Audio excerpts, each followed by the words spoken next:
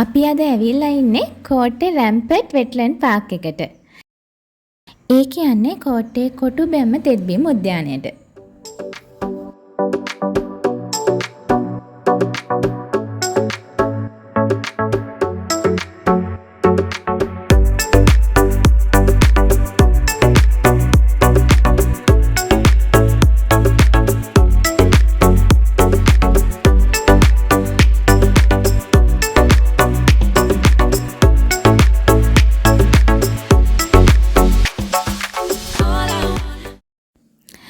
මේ wetland park එකේ ticket එක වැඩිහිටියන්ට රුපියල් 100ක් තමයි වෙන්නේ. ඒ වගේම තමයි මෙතන පරිසර පද්ධතිය දැන් ඕගොල්ලන්ට පේනවා ඇති. හරිම සෞම්‍ය, හරිම සිසිලක් දැනෙන පරිසර පද්ධතියක්. අපි අර දියසරු උයනේ වගේම බැද්ද ගන්න පරිසර පද්ධතියේ දැක්කට වඩා මදක් අඳුරු සහිත ගතියක් මේ කොටසේ තියෙනවා.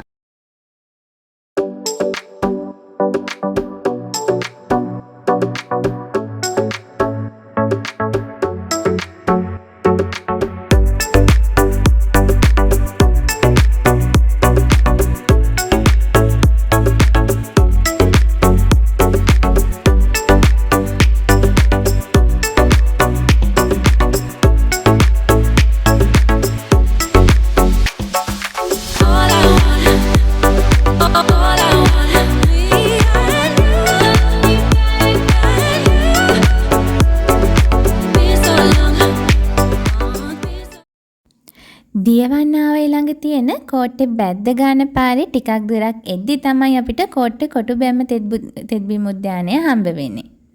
මේක බැද්ද ගන්න උද්‍යානයේම තවත් දිගුවක් විදිහට තමයි නිර්මාණය වෙලා තියෙන්නේ.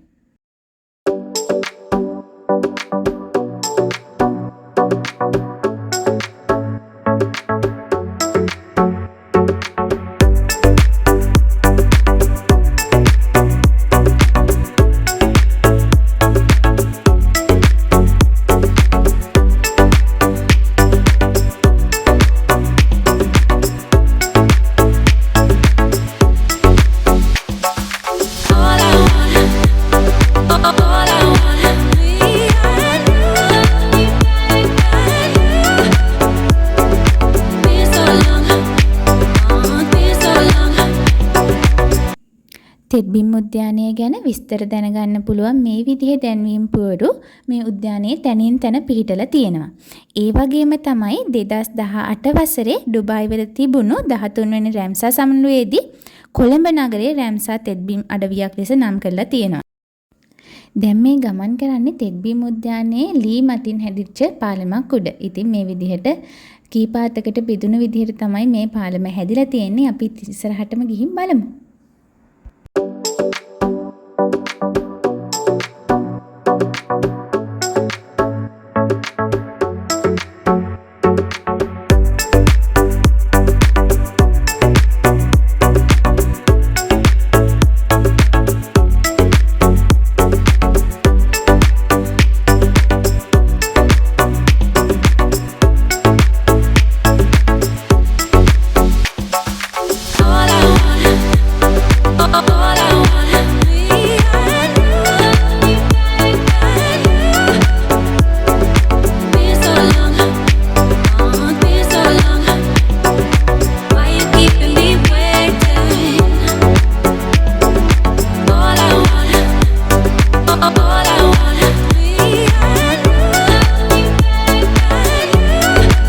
ඔයගොල්ලන්ට පේනවා ඇති මේ පරිසර පද්ධතිය පිහිටීම කොච්චර අපූර්වද කියලා. ඉතින් මේ තෙත්බීම් උද්‍යානය වගේම රැම්සා සමුළුවේදී තෙත්බීම් අඩවි කිහිපයක්ම කොළඹ නගරයේ ආරම්භ කරලා තියෙනවා.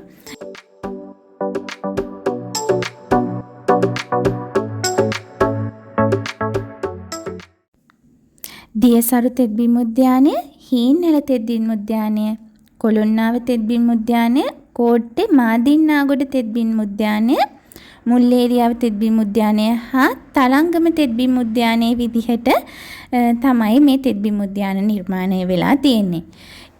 දැන් ඔයාලට පේනවා ඇති මම ගමන් කරන ලී පාලම ටිකක් වෙනස් විදිහට හැදිලා තියෙනවා. ඉතින් ඒකේ හරිම ලස්සනක් තියෙනවා. මම මේකේ මේ විදිහට පැන පැන ඉස්සරහටම ගිහින් බැලුවා. මේක එහා පැත්තේ කෙළවරෙන් රවුමට ඉවර වෙන විදිහට තමයි නිර්මාණය වෙලා තියෙන්නේ. මේ වගේ ලී පාලමක් මම දියසරු උයනේදිවත් බැද්දගාන වෙට්ලන්ඩ් පාර්ක් එකේදිවත් දැක්කේ නැහැ. මෙතෙන්දී තමයි මේ විදිහට වෙනස් විදිහකට මේ කොටස නිර්මාණය වෙලා තියෙනවා දැක්කේ. මම ඒ පාලමෙන් බිමට බැහැලා ටිකක් බිම දිගෙත් ඇවිදගෙන ගිහින් බැලුවා. ඕගොල්ලන්ට පේනවා ඇති නිකන් මට මෙතන ඉන්නදී තේරෙන්නේ මම කැලෑවක් මැද්දෙන් ඇවිදගෙන යනවා වගේ හැඟීමක්.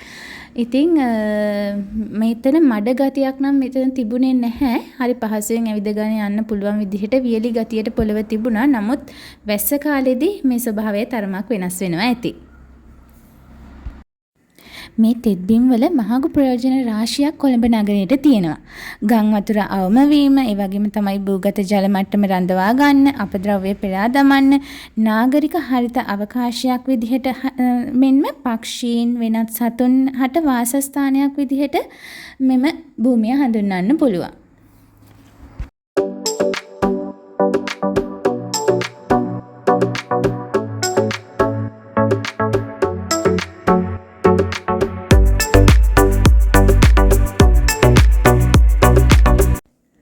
මේ තියෙන්නේ තවත් විශේෂ විදිහකට හදපු පාලමක්. මේ පාලම එල්ලෙන පාලමක් කිව්වනම් හරි මොකද පැද්දෙනවා. මම මේක මැද්දේ උඩ පැනලත් බැලුවා. හරිම ආස හිතෙනවා එල්ලෙන පාලමක් විදිහට නිර්මාණය කරලා තියෙනවා. හරිම ශක්තිමත්ව මේ දෙපැත්තේ තියෙන්නේ යකඩ වලින් නිර්මාණය වෙච්ච අල්ලගෙන යන විදිහට තමයි මේ යකඩ වලින් නිර්මාණය වෙලා තියෙන්නේ.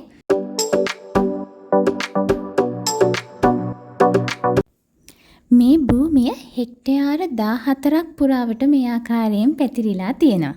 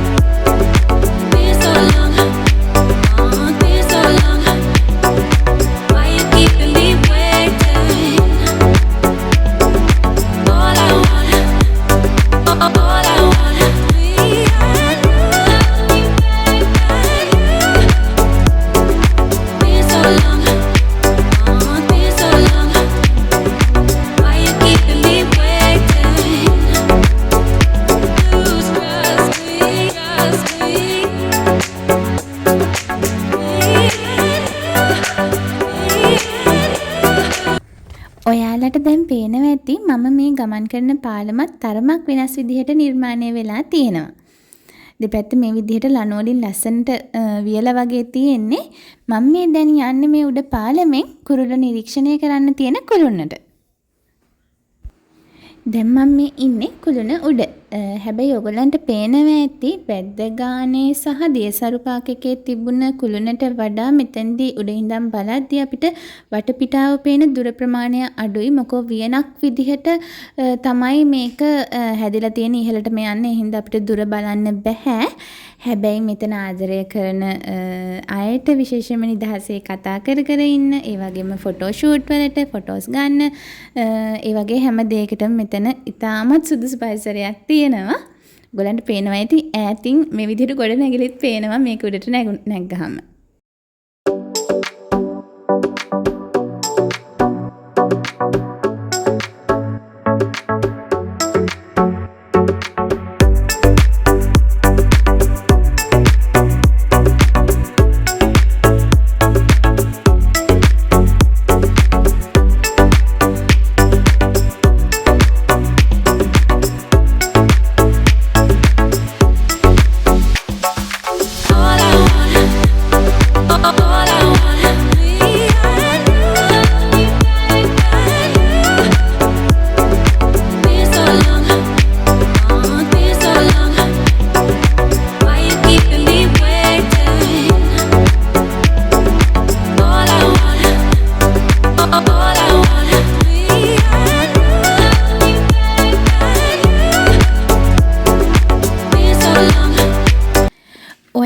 මේ පරිසරයට ඇවිල්ලා මේ පරිසරය කොච්චර අපූර්වද කියලා ඒ සුන්දරත්වය විඳගන්න. ඒ වගේම තමයි මට තව කියන්න අවශ්‍ය වෙන්නේ මේ වගේ පරිසරයකට ආපුවාම මේ පරිසරයට හානියක් වෙන දේවල් කරන්න එපා.